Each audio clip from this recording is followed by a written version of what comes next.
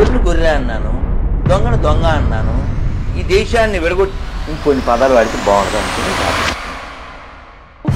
Bible గురించి మాట్లాడకుండా, యేసు కొరకు క్రైస్తవుని గురించి మాట్లాడకుండా మీరు నెమ్మదిగా ఉండలేరా, పడుకోలేరా అంటే లేరు.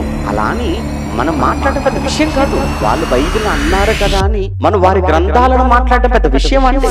ఈ యూట్యూబ్లు ఉన్నాయి చూసారా, యూట్యూబర్స్ వాళ్ళకి ఏమైనా పనులు ఉన్నాయా? ఏ పని లేదు. ఎప్పుడు చూడండి బస్ స్టాండ్లో కనబడతాడు ఒక రోజు, మరి గంటలో రైల్వే స్టేషన్లో కనబడతాడు, మరో గంటకు రైల్వే ఏమంటే ఆ భోగిలో కనబడతాడు, మరి కాసేపు ప్లాట్ఫామ్ మీద కనబడతాడు, మరి కాసేపటికి ఏమంటే ఆ ఫుట్పాత్ బ్రిడ్జ్ మీద కనబడతాడు. ఎక్కడ పడితే అక్కడే, ఎక్కడ పడితే అక్కడ మాట్లాడడం, ఎక్కడ పడితే అక్కడ వీడియోలు తీసుకోవడం, ఎక్కడ పడితే అక్కడ యూట్యూబ్లో అప్లోడ్ చేసుకోవడమే. అంటే వీళ్ళకున్న పని ఏ పని లేదన్నమాట.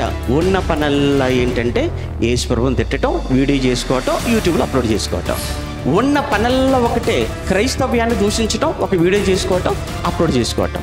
మీకు తెలుసు ఎవరి గురించి మాట్లాడుతున్నా, వాళ్ళ పేర్లు చెప్పాల్సిన అవసరం లేదు. కానీ ఒక్కసారి మీరు ఆలోచించండి, మరి యేసు ప్రభు గొర్రె పిల్లనా, గొర్రెల కాపరా? ఎందుకు గొర్రె పిల్లగా, ఎందుకు గొర్రెల కాపరిగా అలా మాట్లాడవలసి వచ్చిందో, అసలు ఏంటి దీని వెనకాల ఉన్న నేపథ్యం ఏంటో మనకు తెలియాలి. ప్రభునందు ప్రియమైన దేవుని పిల్లలారా, బైబిలులో అపార్థాలు యథార్థాలు అనే ఈ శీర్షికలో, ఈ అంశంలో ఈరోజు మన ముందున్నటువంటి పాఠం యేసుక్రీస్తు ప్రభుల వారు గొర్రె పిల్లనా లేదా గొర్రెల కాపరినా? ప్రియులరా, ప్రస్తుత క్రైస్తవ సమాజం ఎదుర్కొంటున్నటువంటి సమస్యలు, అందులో భౌతికమైనటువంటి దాడులకు సంబంధించినది ఒక సమస్య అయితే, మరొకటి దూషణపరమైనటువంటి సమస్యలను, మానసికమైనటువంటి సమస్యలను కూడా ప్రస్తుత క్రైస్తవ సమాజం ఎదుర్కొంటుంది. అనగా భౌతికమైనటువంటి సమస్యలు లేదా భౌతికమైన దాడులు. అవి చర్చిలపై కావచ్చు, అలానే వ్యక్తులపై కావచ్చు.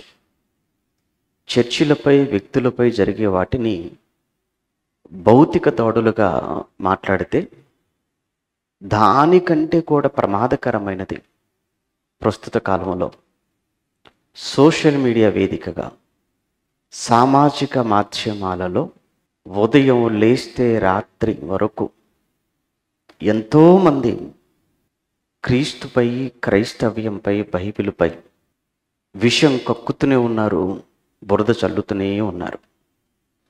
మనసును ఎంతో గాయపరుస్తున్నాయి, నెమ్మది లేకుండా చేస్తున్నాయి, నిద్ర పట్టకుండా చేస్తున్నాయి, చాలా చాలా మానసిక వేదనకు క్రైస్తవులను గురి చేస్తున్నాయి అని చెప్పొచ్చు. ఈరోజు అలాని బైబిల్ సాహిత్యంపై దాడి అంటాం దీనిని. అలాని ఇది కొత్తేమీ కాదు క్రైస్తవ్యానికి. ఒకసారి మొదటి శతాబ్దం నుంచి లేదా క్రైస్తవ్యం ఏర్పడినప్పటి నుంచి, సంఘం ప్రారంభమైనప్పటి నుంచి ఇప్పటి వరకు ఈ 2000 సంవత్సరాలలో అన్ని కాలాలలో క్రైస్తవ్యం ఇటు భౌతికంగాను, అలానే ఇలా మానసికంగాను అనేకమైన సమస్యలను ఎదుర్కొంటూనే వచ్చింది. ఒకసారి బైబిల్ లేదా క్రైస్తవ చరిత్రను మనం ఒక్కసారి ఆలోచిస్తే, ఈ క్రైస్తవ్యానికి మూలం యేసుప్రభుల వారు కదా, క్రీస్తే కదా. ఎందుకంటే ఆయనే ముఖ్యమైన మూలరాయి అని బైబిల్లో మనం చదువుకుంటాం. పేతురుతో మాట్లాడిన మాట, పేతురు, ఈ బండ మీద నా సంఘమును నీవు కట్టుదువు అన్నాడు.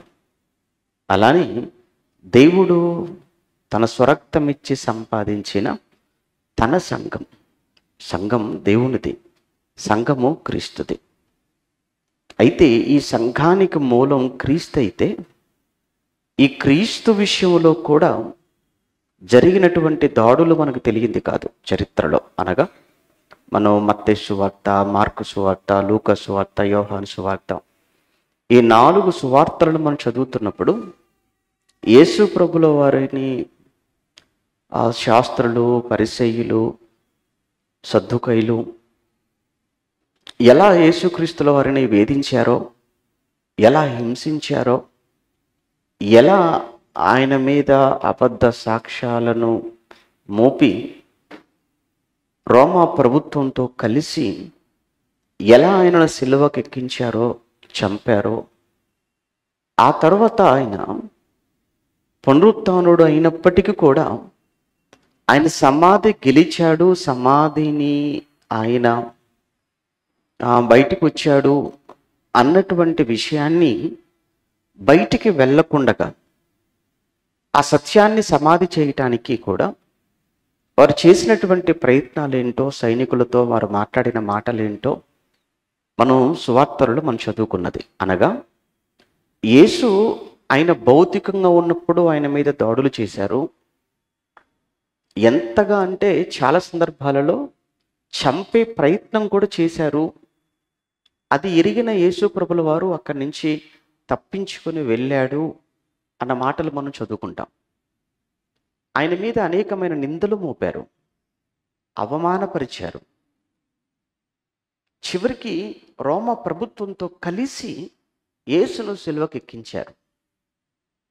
ఆ తర్వాత ఆయన పునరుత్థానుడైతే, సమాధిని గెలిస్తే, ఈ విషయం ప్రజల్లోకి వెళితే ఎక్కడ మరలా ప్రపంచం యేసు వైపుకు తిరుగుతుందో అన్న భయంతో యేసు సమాధి నుంచి ఆయన లేవలేదు, ఆయన పునరుత్థానం చెందలేదు అని ఒక తప్పుడు ప్రచారాన్ని, ఒక అబద్ధాన్ని మరలా మనుషుల మధ్యకు తీసుకెళ్లే విషయంలో వారు చేసిన విఫల ప్రయత్నాలు కూడా మనం చదువుకుంటాం.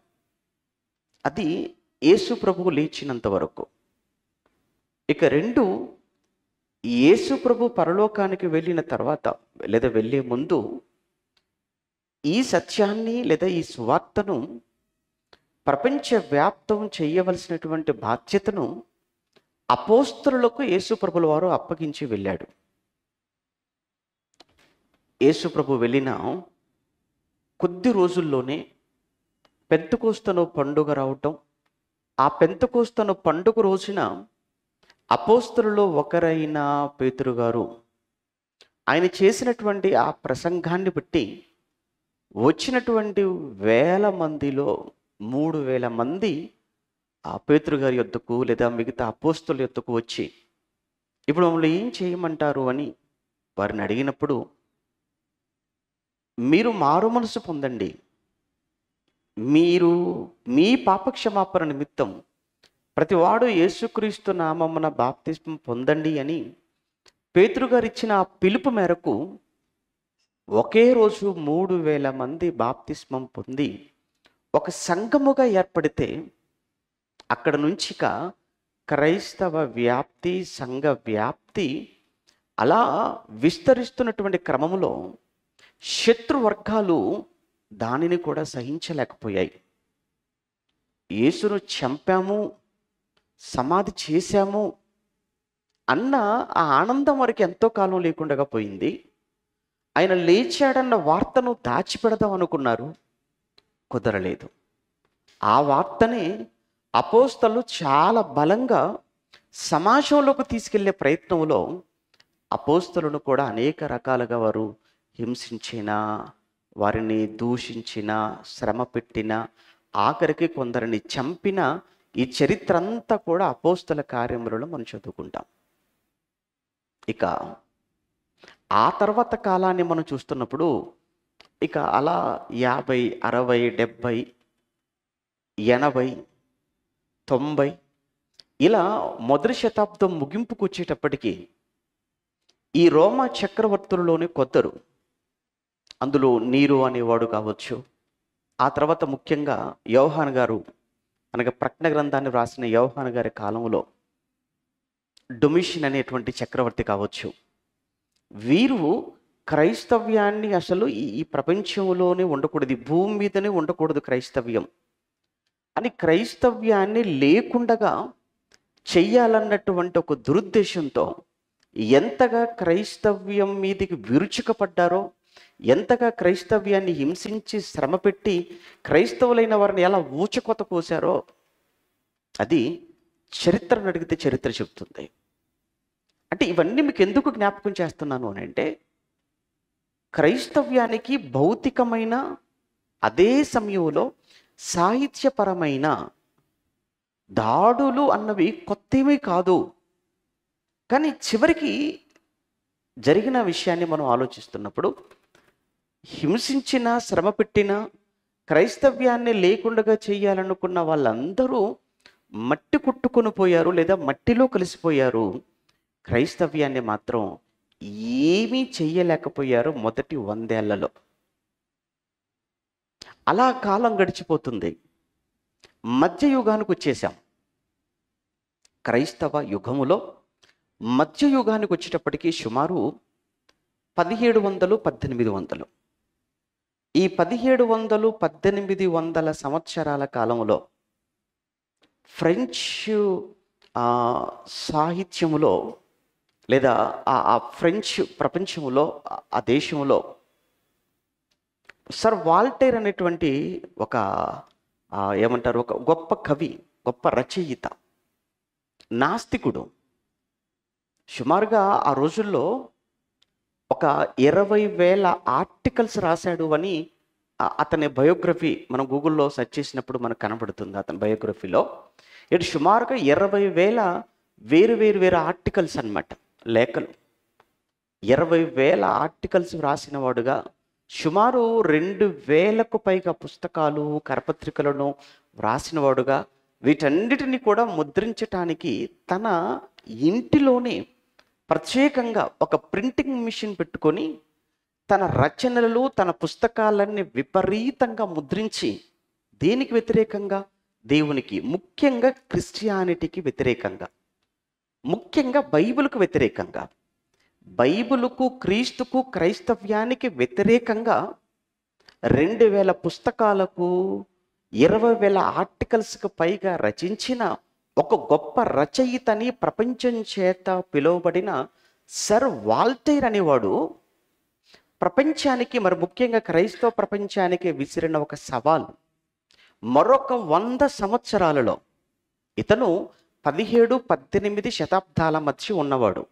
17, 18 శతాబ్దాల మధ్యలో జీవించినవాడు. మరొక 100 సంవత్సరాలలో ఈ ప్రపంచంలో బైబిల్ అనేది కనబడదు. మరో 100 ఏళ్లలో క్రీస్తన్న మాట వినబడదు. మరో 100 ఏళ్లలో క్రైస్తవ్యం అనేది ఒక చరిత్రగా మిగిలిపోతుంది. 100 ఏళ్ళు వెయిట్ చేయండి. ఎక్కడ చూడండి నా రచనలే కనబడతాయి. మీరు ఎక్కడ చూడండి, ఎవరి ఇంట్లో చూడండి, ఎవరి చేతిలో చూడండి, సర్ వాల్టైర్ పుస్తకాలే కనబడతాయి. ఎక్కడ మీరు వినండి, నా పేరు తప్ప ఇక ఏ పేరు మీకు వినపడదు. ఇది ఒక సవాల్ అన్నాడు అంతే. అన్నాడో లేదో కొద్ది రోజులకే మంచం పట్టాడు, మరికొద్ది రోజుల్లోనే చచ్చిపోయాడు. ఈలోపు జెనీవా బైబిల్ సొసైటీ వాళ్ళు వచ్చేసి అతని ఇంటిని కొన్నారు, ఆ ప్రింటింగ్ మిషన్ కొన్నారు, అతని ఇంటినే బైబిల్ ముద్రణాలయంగా మార్చేసి అతని ఇంటిలో నుంచే 100,000 బైబిళ్ళు ముద్రించి ప్రపంచంలోనికి పంపించేశారు. ఏమైపోయాడు వాల్టైర్ అంటే? కనుమరుగైపోయాడు. ఈరోజు వాల్టైర్ అనే వ్యక్తి నేను చెబితే తప్ప మీకు తెలియదు. అతడు అసలు ఆ వ్యక్తి అనేవాడు ఒకడు ఉన్నాడన్న సంగతి కూడా ఎవరికీ తెలియదు. కానీ అతను పలికిన ప్రగల్భాలు, అంటే ఇతని గురించి ఎందుకు నేను చెప్పాను, జ్ఞాపకం చేశాను అని అంటే, ఇతన్ని చూసి ఈ మధ్యకాలంలో మన తరంలో కూడా ఒక ఆయన అలానే కనపడుతుంటాడు. ఒక ఆయన కాదు, ఈరోజు అలాంటి వాళ్ళు 100 మంది ఉన్నారు ఈరోజు మన ఈ తరంలో.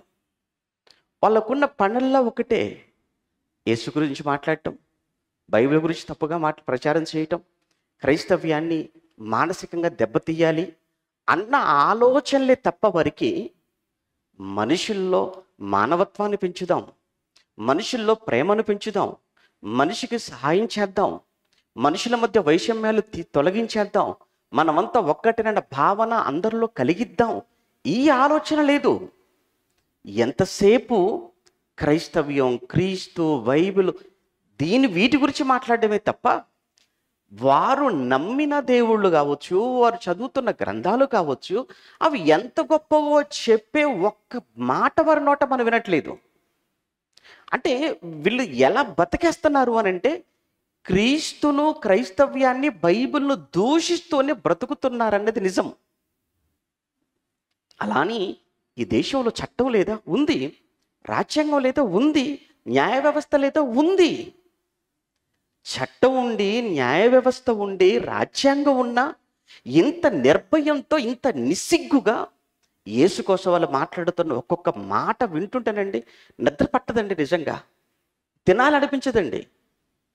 మరియమ్మ గురించి వారు మాట్లాడుతున్న ఒక్కొక్క మాటని చాలా చాలా చాలా నిజంగా ఆ మాటలు వినటానికి చాలా జుగుప్సాకరంగా అన్నమాట.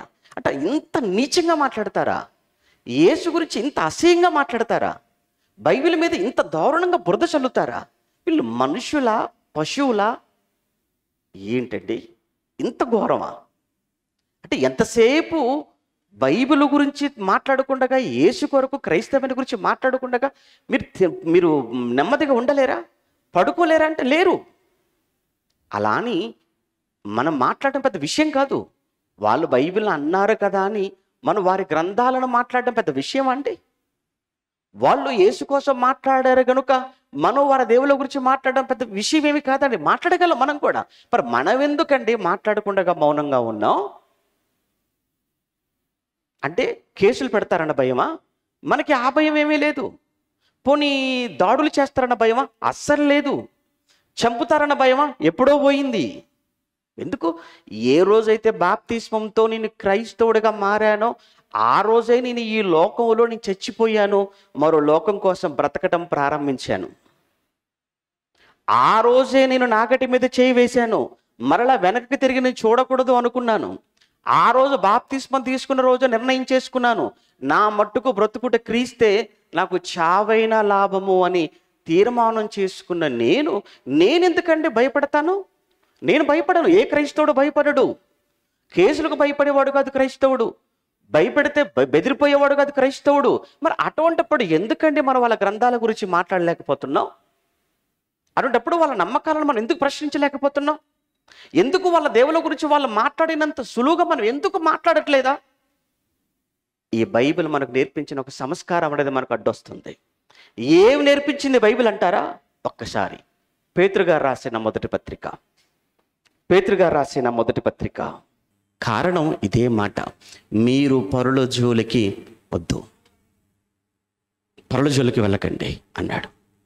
మరొక మాట పౌలు గారు కూడా రాస్తాడు తెస్సలోనిక సంఘానికి. ఒకసారి అదే పౌలు గారు, అపోస్తులైన పౌలు గారు తెస్సలోనిక సంఘానికి రాసినటువంటి 2వ ఉత్తరంలో తెస్సలోనిక సంఘానికి రాస్తూ 2వ లేఖ 3వ అధ్యాయం, పౌలు తెస్సలోనిక సంఘానికి వ్రాసిన 2వ ఉత్తరం 3వ అధ్యాయం 11వ వచనంలో, మీలో కొందరు ఏ పనియూ చేయక పరుల జోలికి పోవచ్చు అన్నాడు. నిజంగానండి, ఈ యూట్యూబ్లు ఉన్నాయి చూసారా,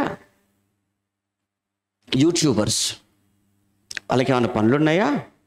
ఏ పని లేదు.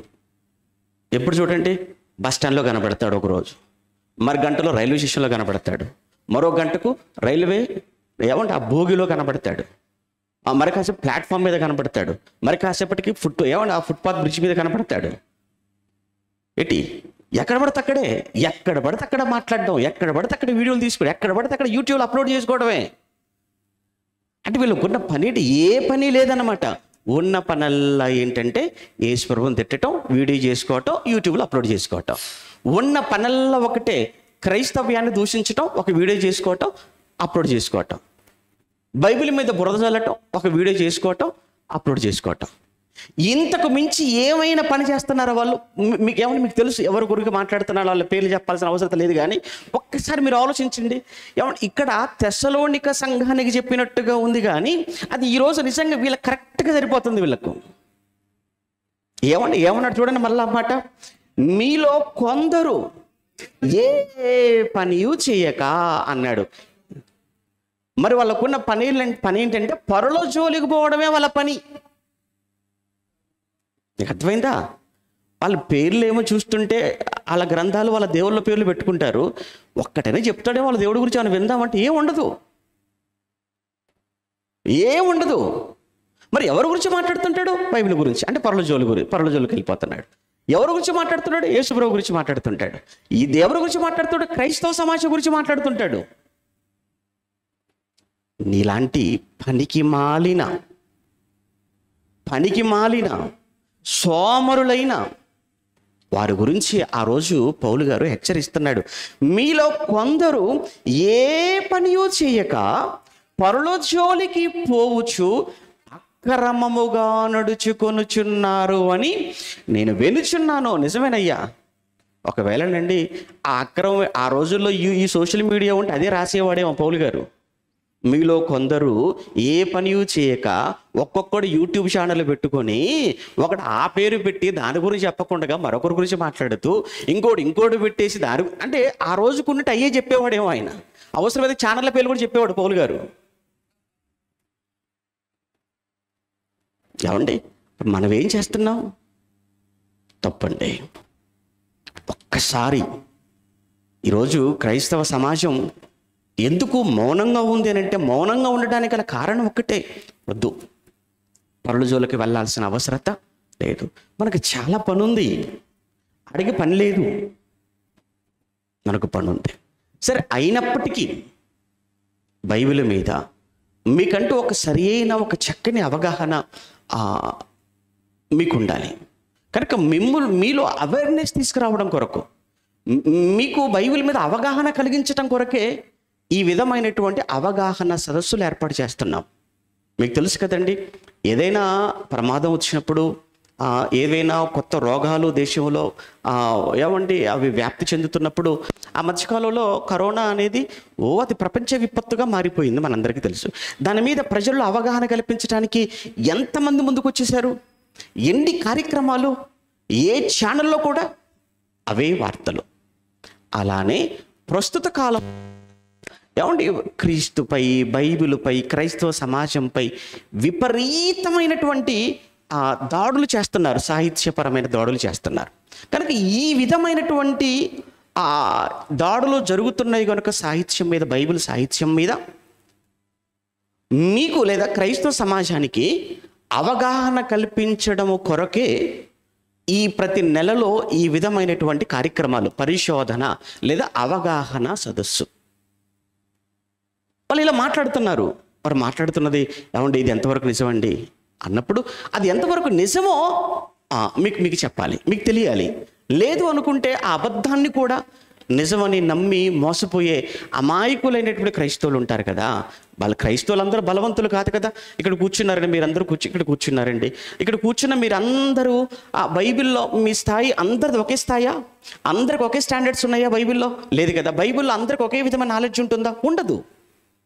ఒక సంఘానికి వెళ్ళినప్పుడు సంఘంలో అందరికీ బైబిల్ మీద అంత ఒకే అవగాహన ఉంటుందని మనం అనుకోవడం పొరపాటు. ఎందుకంటే మొదటి శతాబ్దంలోనే అపోస్తులైన పౌలు గారు కొరింథీ అనే సంఘానికి ఉత్తరం రాసినప్పుడు డైరెక్ట్గా ఓపెన్గా చెప్పిన మాట ఏంటంటే, మీలో కొందరు బలహీనులు అన్నాడు, మీలో కొందరు రోగులు అన్నాడు, మరికొందరు ఇప్పటికీ ఏమైపోయారంటే నిద్రించుచున్నారు అన్నాడు. చూసారా? అంటే కొరింథీ సంఘంలో 3 కేటగిరీస్ కనబడుతున్నాయి. కొందరేమో బలహీనంగా ఉన్నారట, మరికొంతమంది ఏమో రోగాలతో ఉన్నారట, మరికొంతమంది ఆల్రెడీ నిద్రపోతున్నారట. అంటే అర్థం ఏంటి అంటే, ఆత్మ విషయంలో లేదా భక్తి విషయంలో మీలో కొంతమంది చాలా బలహీనంగా ఉన్నారు, మరికొంతమంది అయితే చాలా భయంకరంగా చెడిపోయారు. ఇక మరికొంతమంది అయితే ఏదో బ్రతుకున్నారన్న పేరే తప్ప, ఏదో వచ్చామంటే వచ్చాము, గుడికి వెళ్ళామంటే ఆ తర్వాత ఇచ్చామంటే ఇచ్చాము, వెళ్ళామంటే వెళ్ళిపోయాం, అంతే, ఇంకేమీ లేదు. అలాంటి వాళ్ళందరి విషయంలో అంటున్నాడు, ఎందుకు చచ్చిపోయారు. కొంతమంది ఉంటారు సంఘాలలో, మీకు తెలియదేం కాదులేండి, ఎందుకు వస్తారో తెలియదు, వాళ్ళు ఎందుకు వస్తారో తెలియదు సంఘానికి, ఎందుకు వెళ్ళిపోతున్నారో కూడా తెలియదు. అప్పుడప్పుడు చూడండి ఎలా ఉంటుందని అంటే, బయట పెట్టామనుకోండి మీటింగ్, రోడ్డు మీద వెళ్తున్న కుక్క ఏదో శబ్దమై పరిగెత్తుకుని లోపలికి వచ్చింది, కాసేపు ఎంతమంది వచ్చారో అలా చూసుకుంటుంది, కాసేపు విన్నట్టుగా వింటుంది, వెళ్ళిపోద్ది. మనకేమనిపించింది, అసలు ఎందుకు వచ్చింది అది? పోనీ వచ్చితే వచ్చింది, ఎందుకు వెళ్ళిపోయింది తెలియదు. మీరు చెప్తారా కుక్క ఎందుకు వచ్చింది, ఎందుకు వెళ్ళిపోయిందో తెలియదు. సంఘంలో కొంతమంది అలానే ఉంటారు, వస్తారు, కూర్చుంటారు, వింటారు, ఏం మాట్లాడరు, వెళ్ళిపోతారు అంతే. మళ్ళీ వచ్చేవారు వస్తారో కూడా మనకు తెలియదు. వచ్చారంటే అమ్మాయి వచ్చారు అనుకుంటా, మళ్ళీ వస్తారు, మళ్ళీ వింటారు, మళ్ళీ వెళ్ళిపోతారు. రెస్పాన్స్ ఉండదు, అంటే స్పందన ఏమి ఉండదు వాళ్ళకు. అంటే రెస్పాన్స్ ఉండట్లేదు అని అంటే ఏమనుకోవాలి మనం? వెంటిలేటర్ మీద ఉన్న వ్యక్తిని చూడండి మీరు, ఐసీయూలో ఏమైనా స్పందనలు ఏమైనా ఉంటాయా? ఐసీయూలో ఉంటారు చూసారా పేషెంట్స్, వాళ్ళకి ఏమైనా ఏమంటారు స్పందన ఏమైనా ఉంటుందో? వాళ్ళకి ఏముండదు. కోమా స్టేజ్లో ఉంటారు చూసారా, ఏమి లేదండి, తీసేస్తే మీరు తీసుకెళ్ళిపోవచ్చు అంటారు అంతే. తీసేస్తే మీరు తీసుకెళ్ళిపోవచ్చు, ఏదో అట్లా పెట్టామంతే. సేమ్ ఈరోజు సంఘాలలో ఎక్కువ మంది మెజారిటీ అలానే ఉన్నారు. అవునో కాదో మీరు ఆలోచించండి. పోనీ మీలో కూడా అలాంటి వాళ్ళు ఉంటే ఉండొచ్చు, కానీ ఇప్పుడైనా స్పందించండి వైద్యానికి.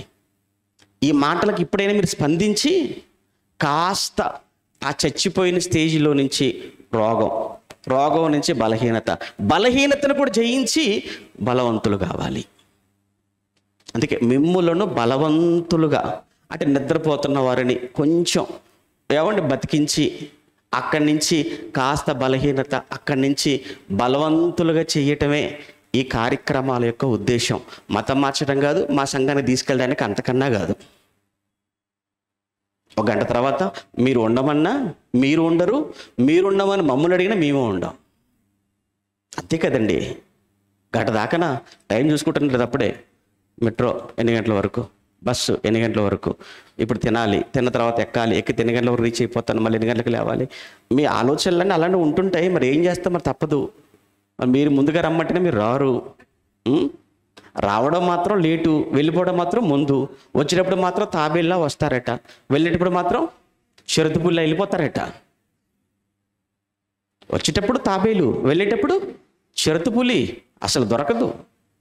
అంత వేగంగా వెళ్ళిపోతాం. ఆమని లోపు ఏంటి మీరు వచ్చారా, వచ్చానండి, మరి కనబడలేదు, వెళ్ళిపోయానండి. అది పరిస్థితి మంది. కనుక కొంచెం ఎవరు వచ్చారో ఏంటో చూడండి, ముఖాలు చూడండి, మన వాళ్ళు పలకరించండి. మళ్ళీ మళ్ళీ ఎప్పుడు కలుసుకోవాలంటే మళ్ళీ ఒక నెల. ఆ లోపు మీలో ఎంతమంది ఉంటారో, వేదిక మీద ఉన్న వాళ్ళు ఎంతమంది ఉంటారో, ఎవరు ఎంతకాలం ఉంటారో ఎవరికి తెలియదు. మరి ఇంతకీ యేసుప్రభు గొర్రెపిల్లనా, గొర్రెల కాపరా? ఏంటి అసలు, ఏంటి ఈ సమస్య, ఏంటి అసలు ఈ ప్రశ్న ఏంటి, దానికి సమాధానం ఏంటి, ఎందుకు వచ్చింది ఇది అని అంటారా? బైబిల్లో అసంబద్ధాలు అన్నట్లుగా, అంటే బైబిల్లో ఒక క్లారిటీ లేదు. ఆ బైబిల్ రాయించింది నిజంగా దేవుడే అయితే అంతటా ఒకే విధంగా ఉండాలి. ఒక చోట ఒక విధంగా, మరొక చోట మరొక విధంగా మాట్లాడుతున్నప్పుడు అది దేవుని గ్రంథం ఎందుకు అవుతుంది? వ్రాయించిన వాడు దేవుడు ఎందుకు అవుతాడు? మీకు అర్థమవుతుందా? బైబిల్ నిజంగా దేవుడు వ్రాయిస్తే అంతటా ఒకేలా ఉండాలి. అలానే బైబిల్ దేవుని గ్రంథం అయితే ఎక్కడ కూడా వైరుధ్యాలు, కాంట్రడిక్షన్స్ అంటారు ఇంగ్లీష్లో, అవి ఉండకూడదు. మరి యేసు ప్రభువును ఒక చోట కాదు చాలా సందర్భాలలో గొర్రె పిల్లగా మాట్లాడటం జరిగింది. అదే సమయంలో కాపరిగా మరొక చోట మాట్లాడటం జరిగింది. ఇంతకు గొర్రెపిల్ల కాపరవుతుందా? గొర్రెపిల్ల కాపరిగా మారగలదా? కాపరి గొర్రెపిల్ల కాగలడా? మీరు చెప్పండి. గొర్రెపిల్ల కాపరి కాగలదా? కాపరి గొర్రెపిల్లగా మారగలడా? ఇది ఎలా సాధ్యం? ఇది ఎలా, హౌ ఇస్ ఇట్ పాసిబుల్ అని అంటూ బైబిల్లో ఏదైనా సాధ్యమే లేండి అని వెటకారం అన్నమాట. అని వ్యంగ్యాస్త్రాలు బైబిల్కు. తప్పు. అంటే ఇలా బైబిల్ను వ్యంగ్యంగా మాట్లాడాలి అన్న ఇంటెన్షన్తో మాట్లాడుతున్న వాళ్ళకు, అలా నన్ను అడిగితే వాళ్ళకు బొత్తిగా ఏది తెలియదు. రెండోది ఏంటంటే, నాకు తెలిసి లోక సంబంధమైన జ్ఞానం కూడా బొత్తిగా లేని వాళ్ళే మాట్లాడతారు. అలా ఏం చదువుకున్నారో తెలీదు. నాకు తెలిసి కనీసం 10వ తరగతి వరకైనా బాగా చదువుకుని ఉంటే ఈ ఛానల్ పెట్టరు, ఇలా మాట్లాడరు బైబిల్ కోసం అనుకుంటున్నాను నేను. 10వ తరగతి వరకైనా బాగా బుద్ధిగా చదువుకొని ఉంటే ఇలా మాట్లాడరు బైబిల్ కోసం. ఇంత దారుణమైనటువంటి పదాలను బైబిల్ పైన, క్రీస్తు పైన వాళ్ళు ఉపయోగిస్తున్నారు అని అంటే, నిజంగా చెప్తున్నాను, వాళ్ళ చదువు సరిగా లేదు. చదువే లేని వాడికి కనీసం కన్న తల్లిదండ్రులైన సంస్కారం నేర్పారంటే అది కూడా నేర్చుకోలేదు. ఏది లేదు, చదువు లేదు, సంస్కారము లేదు. అందుకే నోటుకొచ్చిన మాటలల్లా మాట్లాడేస్తున్నారు బైబిల్ మీద, చాలా వ్యంగ్యంగా క్యారెక్టర్స్ పైన.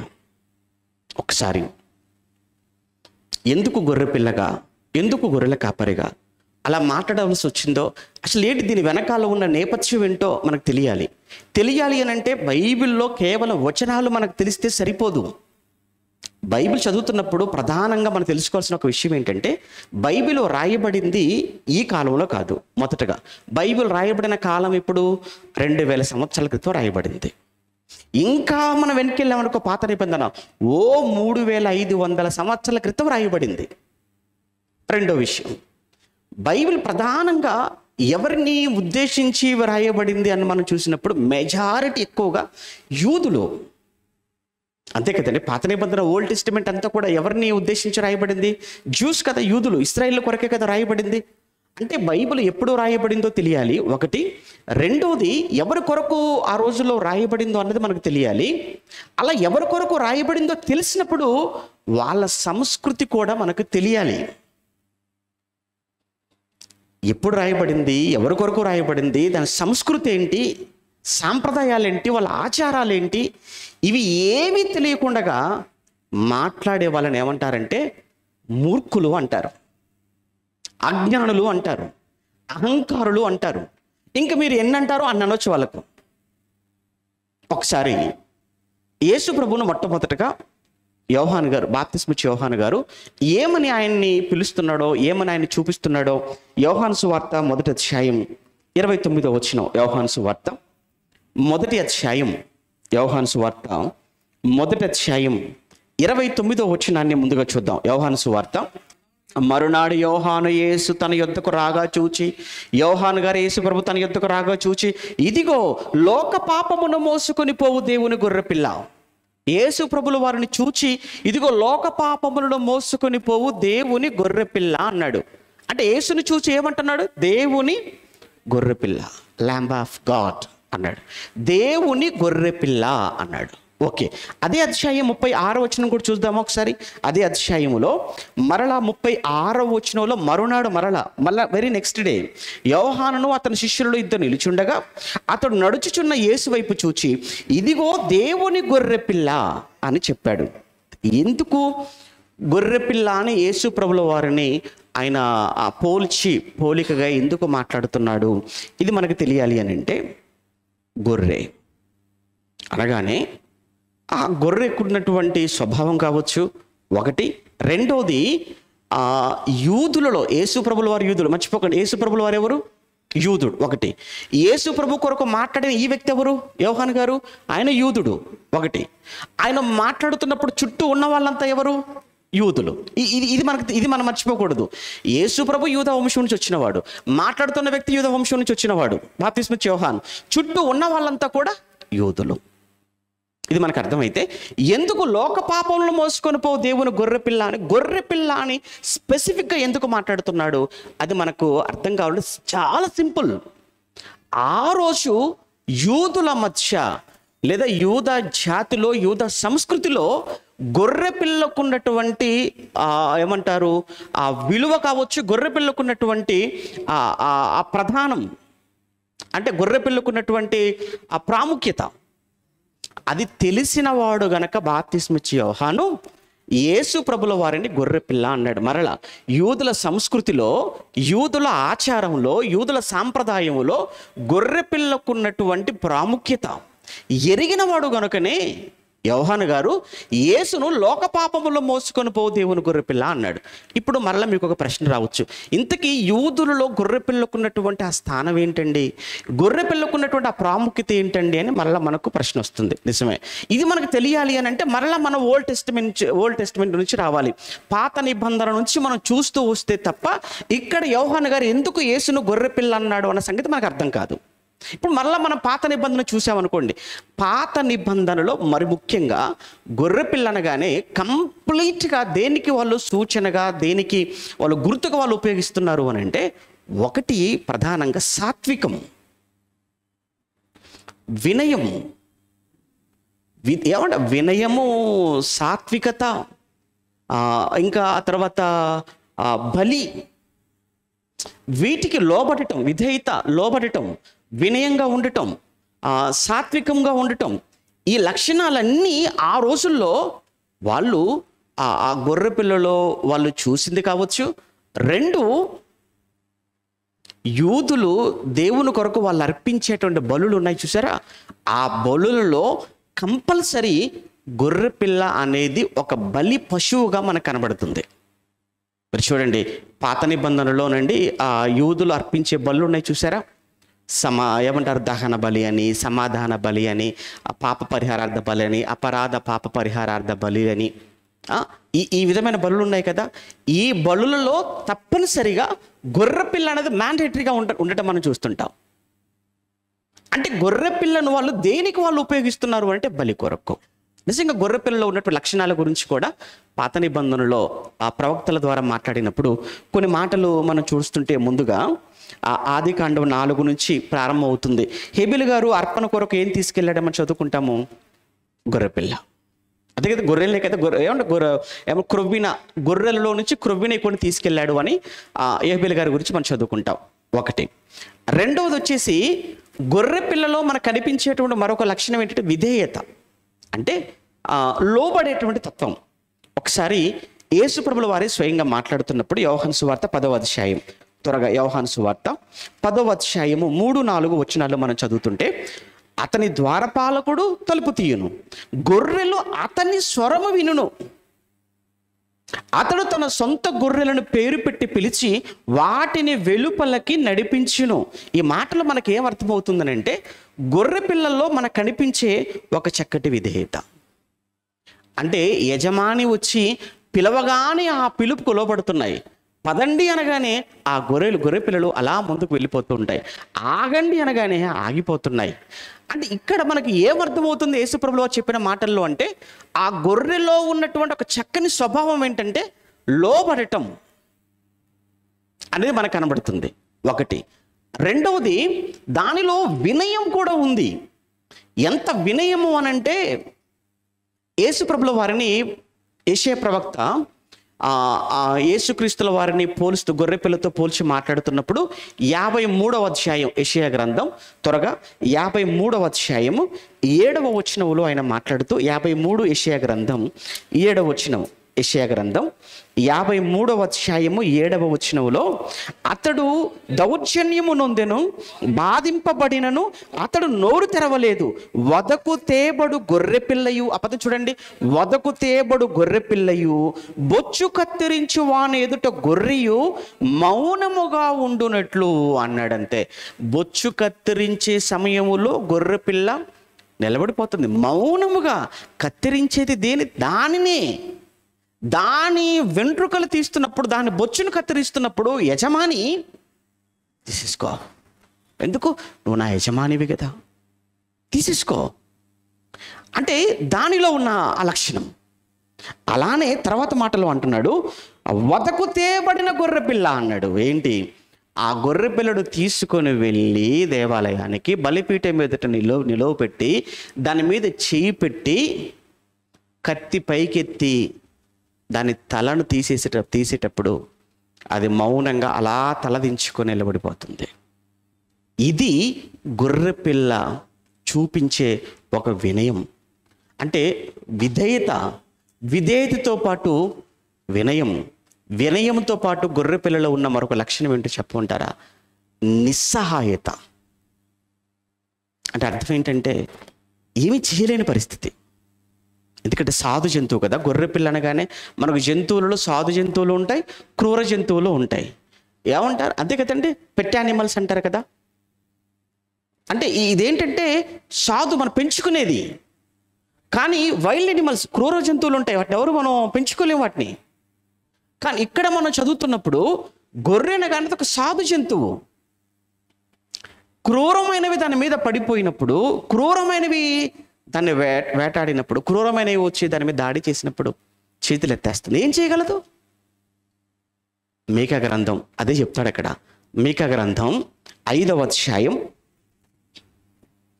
మీకా గ్రంథం 5వ అధ్యాయం 8వ వచనాన్ని మనం చదువుతున్నప్పుడు, మీకా గ్రంథం 5వ అధ్యాయము 8వ వచనంలో, యాకోబు సంతతిలో శేషించిన వారు అన్ని జనుల మధ్యను అనేక జనములలోను అడవి మృగములలో సింహము వలెను ఎవడునూ విడిపింపకుండగా లోపలికి చొచ్చి గొర్రెల మందలను త్రొక్కి చీల్చి కొదమ్మ సింహము వలె ఉందురు అన్నాడు. చూడండి, అంటే ఈ కొదమ సింహములు వచ్చి గొర్రెల మందలను త్రొక్కి చీల్చేస్తుంటాయి.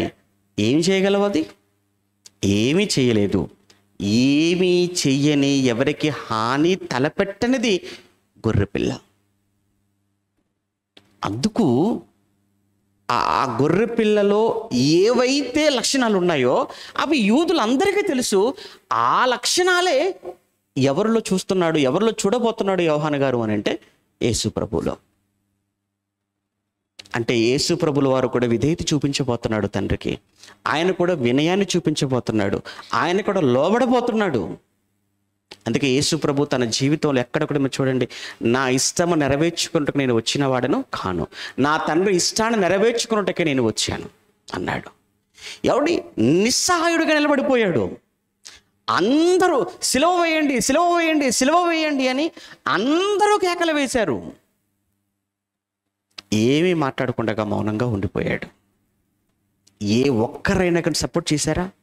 ఏ ఒక్కరైనా వద్దండి, అతనికి ఎందుకండి సిలువ వేస్తున్నారు, అతను ఏం తప్పు చేశాడండి, అతను ఏ నేరం చేశాడండి, ఏ నేరము చెయ్యని, ఏ తప్పు చేయని, ఏ దోషము లేని, అన్నం పెట్టి రోగులు బాగు చేసి మంచి మాటలు చెప్పిన ఆ మహానుభావుని ఎందుకండి చంపుతున్నారని ఏ ఒక్కరూ మాట్లాడలేదు.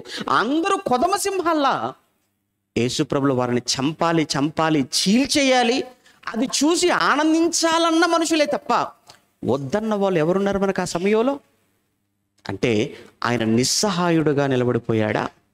శిష్యులేమో పారిపోయారు. శిష్యులేమో పట్టుబడగానే పారిపోయారు వదిలేసి. ఇక ఉన్న వాళ్ళందరేమో చంపాలి, చంపాలి, చంపాలి అని మాట్లాడుతున్నారు. కంప్లీట్గా ఒక గొర్రె పిల్లలో మనం ఏ లక్షణాలు అయితే మనకు కనబడుతున్నాయో స్పష్టంగా అవన్నీ మనం యేసు ప్రభువులో మనం చూస్తున్నాం. అందుకు యేసు ప్రభువును యోహాను గారు గొర్రెపిల్ల అన్నాడు. అంతేకాదు, పాత నిబంధనలు మీకు ముందుగా చెప్పాను కదా, ఒక దహన బలి, మీరు లేవియాకాండం 1వ అధ్యాయం 10వ వచనాన్ని మీరు చూసినా, త్వరగా రెఫరెన్స్ చెప్తాను. మీరు లేవియాకాండము 1వ అధ్యాయం 10వ వచనంలో కానీ, ఆ తర్వాత లేవియాకాండం మీరు 5వ అధ్యాయము 5వ వచనంలో కానీ, లేవియాకాండం 4వ అధ్యాయం 32లో కానీ, లేవియాకాండం మీరు 22వ అధ్యాయం 21వ వచనంలో కానీ, ఇవన్నీ మీరు చూడండి, అక్కడ అన్నింటిలో కూడా గొర్రె పిల్ల యొక్క వధ, బలి, అంటే గొర్రె పిల్లని కానీ బలి కోసం. అలానే మొట్టమొదటగా పస్కా పండుగను యూదులకు లేదా ఇశ్రాయేలుడు ఐగుప్తు దేశంలో ఉన్నప్పుడు ఐగుప్తు దేశం నుంచి వారు విడిపించబడిన రోజున, ఆ రోజు మోషే గారు ఇశ్రాయేలుకు ఆజ్ఞాపించేశాడు, ఇదిగో ఈ రోజు, ఇది నెలలో 14వ రోజు, ఇది మీకు మొదటి నెల. అబీబ్ అనే యూదుల సంవత్సరంలో అబీబ్ అనేది మొదటి నెల అయితే, ఈ మొదటి నెల 14వ దినాన మీరు తప్పనిసరిగా ప్రతి ఏటా మీరు పస్కాను మీరు ఆచరించాలి. ఎందుకు మీరు పస్కాను ఆచరించాలి? ఐగుప్తు నుంచి దేవుడు మిమ్మల్ని విడిపించిన రోజు. దీన్ని మీరు జ్ఞాపకం చేసుకుంటూ మీరు గొర్రె పిల్లను మీరు బలిగా, దీనినే వారం రోజుల పండుగ, పులియని రొట్టెల పండుగ కూడా చెప్తుంది. అంటే అక్కడ మనకి ఏం కనపడుతుంది అంటే బలి కనపడుతుంది. ఆ బలిలో గొర్రెపిల్ల, అంటే ఒక గొర్రెపిల్ల బలి కావటం పస్కాకు, ఒక దహన బలికి, ఒక పాప పరిహారార్థ బలికి, ఒక సమాధాన బలికి, ప్రతి విధమైన బలికి బలైపోతున్నది గొర్రెపిల్ల కనుక ఇక యేసుక్రీస్తుల వారు కూడా వచ్చింది బలి కొరకే. ఈ బలులన్నీ కూడా ఆగిపోయి యేసుక్రీస్తు బలితో ఈ బలులన్నీ కూడా ఆగిపోబోతున్నాయి అన్నది యోహాను గారికి తెలిసింది కనుక, ఎందుకు అందరూ ఒక్కొక్కరు మీరు చేసిన పాపాల కోసం ఒక్కొక్కరుగా వచ్చి బలులు ఇచ్చారు. కానీ ఇప్పుడు అందరి పాపాలు ఆయన మీద వేసుకొని ఆయన బలి కాబోతున్నాడు. అందుకు యేసుక్రీస్తు ప్రభుల వారిని యోహాను గారు లోక పాపములను మోసుకొని పోవు దేవుని గొర్రెపిల్ల అని మాట్లాడాడు. అందుకే మనం చదువుతున్నప్పుడు ప్రకటన గ్రంథంలో కానీ, ఆ తర్వాత కొరింథీ మొదటి పత్రికలో కానీ ఒకసారి ఆ మాటలు కొన్ని చూడగలిగితే, కొరింథీలకు రాసిన మొదటి పత్రిక 5వ అధ్యాయం 7వ వచనంలో కానీ, కొరింథీ మొదటి పత్రిక 5వ అధ్యాయము 7వ వచనంలో అక్కడ కూడా మీరు చదువుతున్నప్పుడు పస్కా అను మన పశువు అని అంటారు చూసారు. అక్కడ పస్కా పశువుగా యేసు ప్రభుల వారు మాట్లాడతాడు. అలానే ప్రకటన గ్రంథం 5వ అధ్యాయం, ప్రకటన గ్రంథం 5వ అధ్యాయము 6వ వచనంలో కూడా మనం చదువుతున్నప్పుడు, మరియు సింహాసనమునకును ఆ 4 జీవులకును పెద్దలకును మధ్యను వధింపబడినట్లుండిన గొర్రె పిల్ల నిలిచి ఉండుట చూచితిని అని మాట్లాడుతున్నాడు. అనగా యేసుక్రీస్తు ప్రభుల వారిని మరల ఇక్కడ యోహాను గారు కూడా ముగింపులో వధింపబడిన గొర్రె పిల్లగా కనిపించాడు యేసు మహానుభావుడు అన్న విషయాన్ని జ్ఞాపకం చేస్తున్నాడు. కనుక యేసు ప్రభువుని ఎందుకు గొర్రె పిల్లగా యోహాను గారు మాట్లాడారు అన్నదానికి మనం దాని నేపథ్యాన్ని మనం చూసినప్పుడు, యూదులు గొర్రె పిల్లను వాళ్ళు చాలా దానికి గొర్రె పిల్లకు చాలా ప్రాధాన్యత, చాలా ఇంపార్టెన్స్ ఇస్తారు వాళ్ళ సంస్కృతిలో. కారణం ఏంటంటే ఏమంటే ఆ గొర్రెపిల్ల వాళ్ళు బలులు ఇచ్చేటప్పుడు కావచ్చు, వారి పండుగల్లో కావచ్చు, వారి పండుగల కోసం కానీ, వాళ్ళ బలుల కొరకు కానీ తప్పనిసరిగా వాళ్ళు ఉపయోగించేటువంటి జంతువులలో గొర్రెపిల్ల అనేది ప్రధానమైనదిగా ఉండటం ఒకటి. రెండో విషయం కూడా చెప్తాను. ఎక్కువ మంది కూడా మీరు చూడండి, ఇశ్రాయేలీలో ఎక్కువ మంది గొర్రెల కాపరులుగానే మనకు కనబడుతూ ఉంటారు. ఎక్కువ మంది ఇశ్రాయేలీ యూదులు అంటేనే హెబ్రీలు అంటేనే గొర్రెల కాపరులు. కనుక హెబ్రీలుగా వాళ్ళ వృత్తే గొర్రెలు కాచుకోవటం అన్నట్లుగా మనకు కనబడుతున్నప్పుడు, అలానే ఆ గొర్రెలను మనం చూస్తుంటే వాళ్ళు అర్పించేటువంటి బలులలో గొర్రెలకు చాలా ప్రాధాన్యత ఉన్నట్లుగా మనం చూస్తున్నప్పుడు, అదే గొర్రెలో ఉన్నటువంటి ఆ స్వభావం అన్నది ఏదైతే ఉందో, లోబడే స్వభావం, తిరగబడే స్వభావం కాదు, వినయం చూపించే స్వభావం, అర్పణగా మారిపోయే బలయ్యే స్వభావం, ఇవన్నీ యూదులకు తెలుసు. అవన్నీ యేసు ప్రభు గొర్రె పిల్ల అనగానే యేసు ప్రభును వాళ్ళందరూ అలా చూడాలి, అలా అర్థం చేసుకోవాలి అన్న సంగతిని మనసులో పెట్టుకొని యోహాను గారు యేసు ప్రభుల వారిని ఇదిగో లోక పాపములను మోసుకొని పోవు దేవుని గొర్రెపిల్ల అని మాట్లాడాడు. అది మొదటి విషయం. ఇక రెండో విషయం, కాపరి అని అన్నాడు కదా. ఎందుకు కాపరి అన్నటువంటి పదాన్ని మరలా ఉపయోగించవలసి వచ్చింది అన్నప్పుడు, ఒక్కసారి మరలా మనకు యూదుల సంస్కృతి మనకు తెలియాలి. యూదుల సాంప్రదాయంలో ఆ కాపరి, గొర్రెల కాపరికి లేదా గొర్రెలు కాయడము అనేది అది ఒక పెద్ద టాస్క్ లాంటిది. మీరు ఒకసారి చరిత్ర మీరు చదువుతున్నప్పుడు, ఆ పాత నిబంధన చరిత్ర చదువుతుంటే ప్రధానంగా మీరు మోషే గారిని మనం చూస్తుంటాం. ఆయన మిద్యాను ప్రాంతంలో ఏం కాసేవాడుగా మనకు కనబడతాడు, గొర్రెలు కాచుకుంటూ ఉంటాడు, మనం చదువుకుంటాం. ఒక విషయం మీరు ఆలోచించండి, నిజంగా ఇక్కడ ఐగుప్తులో అన్ని విద్యలు అభ్యసించిన వాడు మోషే. ఐగుప్తులో ఉన్నటువంటి సకల విద్యలను అభ్యసించినటువంటి మోషే ఎక్కడికి వెళ్ళాడు? ఇప్పుడు మిద్యానికి వెళ్ళాడు. మిద్యానులో ఏం చేస్తున్నాడు? గొర్రెలు కాస్తున్నాడు. ఇక్కడనేమో ఇంత చదువుకొని అన్ని విద్యలు అభ్యసించి అక్కడికి వెళ్ళి గొర్రెలు కాసుకోవడం ఏంటండి మరి బొత్తిగా? ఇప్పుడు మీరున్నారనుకోండి, ఏం చదువుకున్నారా అంటే నేను ఎంటెక్ చేశానన్నా, ఏం చేస్తున్నారా అంటే పశువులు కాసుకుంటున్నా అన్నారు అనుకోండి, అది ఎలా ఉంటుందండి? ఏం చేసావురా అని అంటే నేను ఎంబీబీఎస్ చేశాను. మరి ఏం చేస్తున్నారా అంటే వ్యవసాయం చేస్తున్నానంటే ఏమన్నా బాగుందా? అసలు ఏమండి చేస్తారా మన వాళ్ళు? ఏమండి వ్యవసాయం ఎందుకండి, పశువులు కాసుకోవడం ఎందుకండి? ఇంట్లో అమ్మకే సహాయం చేయరు, ఇంటి పనే చేయరు. ఎందుకు? నేను చదివిన చదివేంటి? ఆ చదువుకు శిబిరు పట్టుకోవటమా? ఆ చదువుకు గిన్నెలు తోవడమా? ఆ చదువుకు బట్టలు నానబెట్టడమా? ఆ చదువుకు ఉతకడమా? వేరే చూసుకో, అది నా పని కాదు. జనరల్గానంటే ఉన్నారా ఇలాంటి వాళ్ళు? ఉన్నారు. మరి మోషే నీకేం ఒకటే తెలుసు విద్య, నీకు ఇంజనీరింగ్ విద్య తెలుసు, నీకు ఒక ఎంబీబీఎస్ విద్య తెలుసు. మోషే గారిని అడిగిన కూడా నాకు అన్ని విద్యలు తెలుసురా అంటాడు ఆయన. మోషే గురించి తెలుసు కదండి, ఎక్కువ మాట్లాడట్లేదు నేను. మోషేకు అన్ని విద్యలు తెలుసు. ఏదో ఒక విద్య, ఆ విద్య కూడా అతి కష్టం మీద బోర్డర్ మార్కులతో పాస్ అయి ఉంటావు, లేదంటే ఏదో కాలం కలిసి వచ్చి పాస్ అయిపోయి ఉంటావు. ఈ నేను ఎవరు పట్టుకోలేకపోతున్నారు, ఏ పని చెయ్యవు, అది తప్ప. మరి మోషే సకల విద్యలు అభ్యసించి ఇప్పుడు మిథ్యానికి ఏం చేస్తున్నాడు? గొర్రెలు కాసుకున్నాడు. పోనీ 1 సంవత్సరమా 2 సంవత్సరాలా? ఎన్ని సంవత్సరాలు? 40 సంవత్సరాలు. ఎందుకు గొర్రెలు కాశాడు? ఇంకా లేవా? ఎన్నో ఉన్నాయి కదా. గాడిదలు కాసుకోవచ్చు, గేదెలు కాయచ్చు, లేదంటే పశువులు కాయచ్చు. గొర్రెలు ఎందుకు కాయాలి? ఎందుకు కాయాలంటే ట్రైనింగ్ పీరియడ్ అది 40 years. ఇప్పుడు నెక్స్ట్ ఇశ్రాయేలీలను కాయాలి. నెక్స్ట్ 40 years ఇశ్రాయేలీలను కాయాలి. ఇశ్రాయేలీలు అనేటువంటి తన పిల్లలను మోషే కాయాలంటే ఈ ట్రైనింగ్ ఏదైతే కరెక్ట్ తెలుసా? గొర్రెలు. అంటే వీడికి గొర్రెలు అప్పగిస్తే ఆ గొర్రెల్లో కాయడములో అతని అహంకారం అంతా తనిగిపోద్ది. ఎందుకు? కారణం ఏంటంటే గొర్రెకున్న లక్షణాలు మనం చూసాం కదండి. పాపం అవి అమాయకమైనవి, సాధువైనవి, మృదువైనవి, లోబడేవవి, తిరగబడినవి.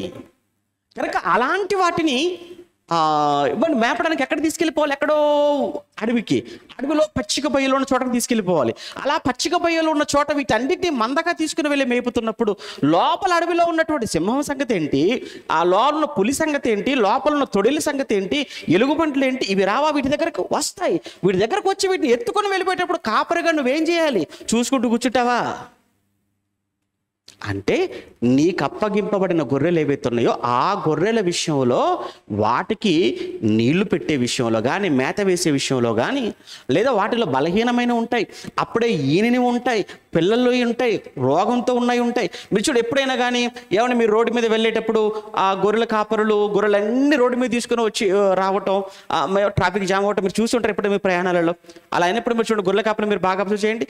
అప్పుడే పుట్టినవి కావచ్చు, బలహీనమైనవి కావచ్చు, వాటిని వాళ్ళ భుజానికి ఎత్తుకొని చేతులు కర్ర పట్టుకొని నడిపించుకుంటూ తీసుకెళ్ళిపోతుంటారు.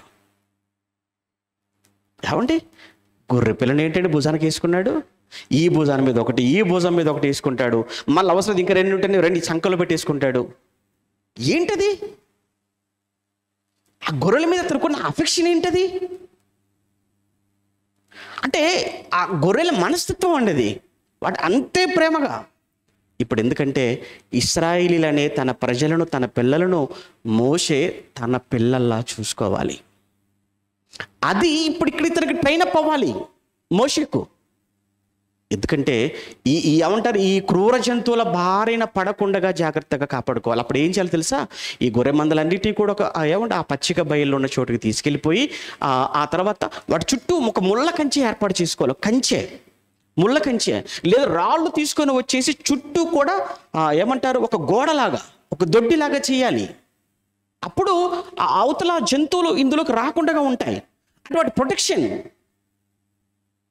అదే సమయంలో ఏ ఒక్క గొర్రె, ఆ గొర్రెలన్నీ కూడా తెలిసి ఉండాలండి. ఏమండి మనకైతేనండి తెలియదు కానివ్వండి, ఆ గొర్రెలు మనం 10 గొర్రెలు పెట్టామని కూడా 10 గొర్రెలు ఏ గొర్రె మనకి ఏది అర్థం కాదు. అంతెందుకండి, కొంతమంది పిల్లలు చూస్తే ట్విన్స్గా ఉన్న వాళ్ళు చూస్తుంటారు కదా, మనం ఎవరు పెద్ద ఎవరు చిన్న మనకు తెలియదు. ఎవరికి తెలుస్తుంది? తల్లికి తండ్రికి తప్ప మనకి ఏమైనా తెలుస్తుందా? చాలా కన్ఫ్యూజ్ అయిపోతుంటాం మనం. చూస్తే ఇద్దరు ఆడపిల్లలు ఒకేలా ఉంటారు, మగపిల్లలు ఒకేలా ఉంటారు, ఎవరు పెద్ద ఎవరు చిన్నో తెలియదు. ఏమన్నా పేర్లు చెప్పినా కానీ మనకు కన్ఫ్యూజ్ అయిపోతుంటాం మనం. ఎందుకు? 2 పిల్లలు మన కళ్ళ ముందు మనం ఒకసారి చూస్తేనే వాళ్ళు గుర్తుపడడం కష్టం. కానీ గొర్రెలంటే వీళ్ళకైనా కానీ కొంచెం ఏదో చిన్న చిన్న గుర్తులు ఉంటాయి. గొర్రెలకి ఏం గుర్తులు ఉంటాయి? అన్నీ ఒకేలా ఉంటాయి. మనకి తెలియదు, కానీ ఎవరికి తెలుస్తాయి తెలుసా? కాపరికి తెలుస్తాయండి. 100 గొర్రెలు ఉన్నా కానీ 100 గొర్రెల గురించి కరెక్ట్గా తెలిసిన వాడు ఎవరంటే కాపరి. చూస్తాడు. అందుకు పశువులు మేపే వాళ్ళకు కూడా తెలుస్తుంటుంది. 100 గొర్రెలు సాయంత్రానికి చూడగానే ఎక్కడో గొర్రె మిస్ అయిపోయింది అంతే.